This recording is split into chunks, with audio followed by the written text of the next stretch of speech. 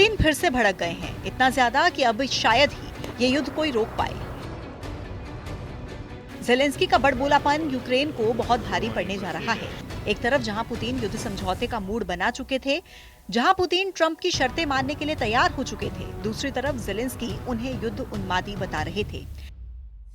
Saudi अरब meeting के बाद Zelensky ने जो बातें कही, उससे रूस का गुस्सा आउट ऑफ कंट्रोल हो गया है। ज़ेलेंस्की ने जैसे ही पुतिन पर जुबानी हमला किया, रूस ने यूक्रेन को जलाना शुरू कर दिया। सोमवार की रात से सुमी जल रहा है, कीव में ड्रोन फट रहे हैं, खार्किव में मिसाइलों की बौछार हो रही है। क्राइमिया और बेलगरद में बारूद बेहिसाब बरस रहा है। ट्रंप, पुतिन और ज़ेलेंस्की किस तरह का युद्ध समझौता करने में जुटे हैं।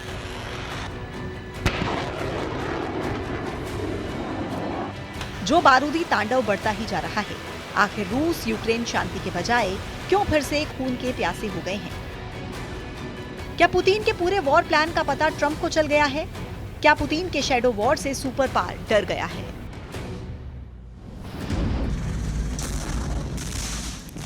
यूक्रेन रूस में भीषण ड्रोन युद्ध शुरू हो चुका है। यूक्रेन में सोमवार की आधी रात फाइटर ड्रोन से रूस ने भारी तबाही मचाई है।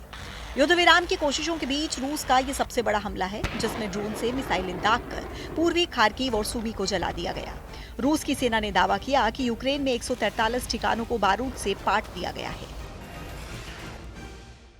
रूस ने ज्यादातर हमले यूक्रेन के हथियार डिपो को निशाना बनाकर किए हैं। ड्रोन लॉन्च साइट पर भी पुतिन आर्मी ने मिसाइलें दागी हैं। सुमी में रूस के हमले के बाद प्रेसिडेंट ज़ेलेंस्की ने नागरिकों को निशाना बनाने का आरोप लगाया।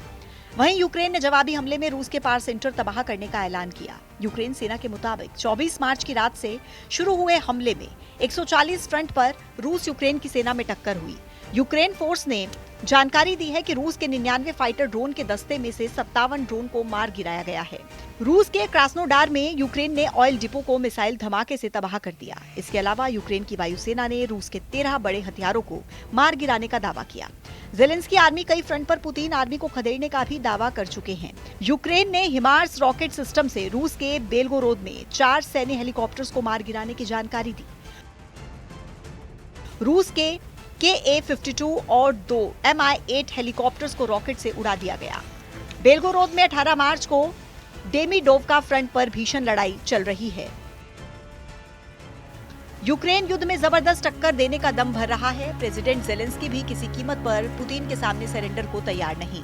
ज़ेलेंस्की ने शांति समझौते की जारी कोशिशों की जानकारी दी। उन्होंने रूस के रक्षा मंत्री रुस्तम उमरेव से बात की है। ज़ेलेंस्की अमेरिकी टीम से संपर्क में है। ज़ेलेंस्की प्रेसिडेंट ट्रंप की पहल के साथ हैं, मगर उन्हें अब भी पुतिन की बातों पर भरोसा नहीं। ज़ेलेंस्की ने फिर एक बार दोहराया कि यूक्रेन सिक्योरिटी गारंटी मिलने तक युद्ध करता रहेगा। ज़ेलेंस्की ये भी साबित करने पर तुले हैं कि रूस से अगर यूरोप और अमेरिका को बचाना है तो पहले यूक्रेन की सुरक्षा की गारंटी दी जाए। पुतिन की तरह ज़ेलेंस्की ने ट्रंप का भी मूड खराब कर दिया। ज़ेलेंस्की ने अपने बयान में दावा किया कि ट्रंप की टीम में रूस से प्रभावित मेंबर भरे पड़े हैं। जब ट्रंप से इस पर सवाल पूछे गए तो उनका दिमाग गर्म हो गया। ट्रंप ने अपनी टीम के सदस्यों के काम की तारीफ करते हुए ज़ेलेंस्की को 2 टूक लहजे में सरेंडर डील पर साइन करने की नसीहत दी। ट्रंप ने ज़ेलेंस्की को ऑफर दिया है कि जल्द से जल्द खनिज खजाने की डील करें, जिससे पुतिन को युद्ध बंद करने के लिए मनाया जा सके।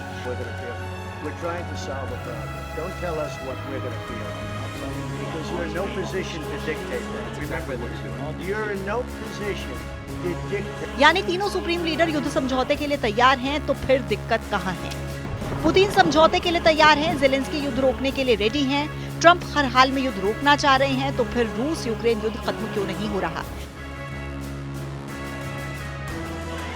क्यों पुतिन अपने पत्ते खोल नहीं रहे हैं?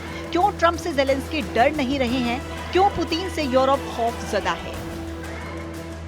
रूस यूक्रेन युद्ध के अनसुलझे सवालों के जवाब अमेरिका के centre for strategic and international studies की रिपोर्ट में उजागर हुए, जिसमें दावा किया गया कि पुतिन ने यूक्रेन के बाद यूरोप और अमेरिका के खिलाफ शैडो वॉर शुरू कर दिया।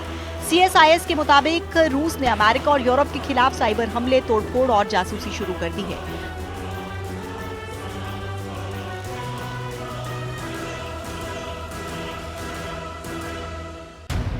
जिसका मकसद यूक्रेन को पश्चिमी देशों से मिलने वाली मदद को कमजोर करना है। CSIS की रिपोर्ट के मुताबिक दुनिया का बड़ा हिस्सा तीसरे विश्व युद्ध में उलझने वाला है। इसमें एक तरफ सीधा युद्ध तो दूसरी तरफ शैडो वॉर है।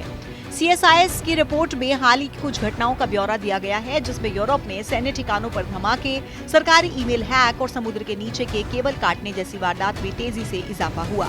ये सारे कांड यूक्रेन युद्ध शुरू होने के बाद से हो रहे हैं।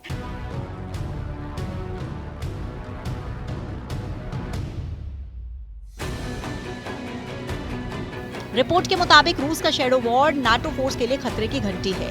रूस नाटो सदस्य देशों के बुनियादी ढांचे को बर्बाद कर सकता है, जिससे अमेरिका से जुड़े सिस्टम खतरे में आ सकते हैं। रूस के हाइब्रिड वॉर की चपेट में दुनिया के वो सभी देश आएंगे जिन्होंने यूक्रेन का साथ दिया।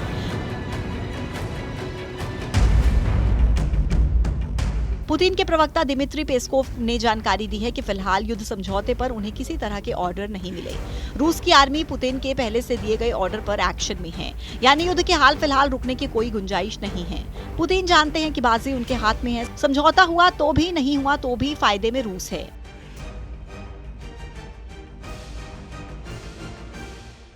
पुतिन अब ज्यादा से ज्यादा मुनाफे की डील के लिए प्रेशर बना रहे हैं।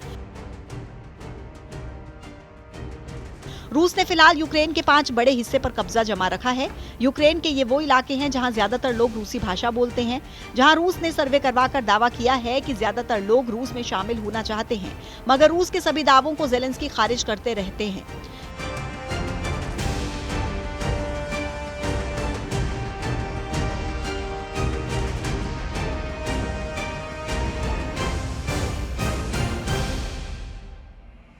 ज़ेलेंस्की क्राइमिया पर भी दावा छोड़ने को तैयार नहीं है। युद्ध समझौते के बीच यही सबसे बड़ी अड़चन है। सऊदी अरब के रियाद में चल रही बैठक में भी इसलिए कुछ भी हासिल होता नहीं दिख रहा। रियाद बैठक के बाद पुतिन के प्रवक्ता ने ये तक कहा है कि प्रेसिडेंट पुतिन अब ट्रंप से भी बात करने के मूड में नहीं है। रूस ने समझौते की जो लकीर खींच रखी है, उसी दायरे में युद्ध रुक सकता है।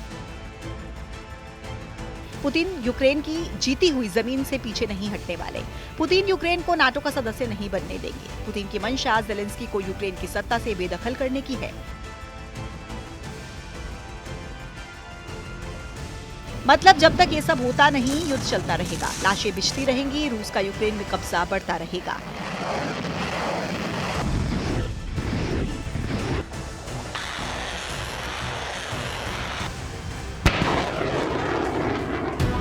यूक्रेन में जीत के बाद भी रूस रुकने वाला नहीं है। यूरोप के वो देश पुतिन का ताप झेलेंगे जिन्होंने हथियार और सैन्य मदद पहुंचाकर पुतिन को परेशान कर रखा है। युद्ध जब इस पड़ाव पर पहुंचेगा तब तबाही का अंदाजा नहीं लगाया जा सकेगा।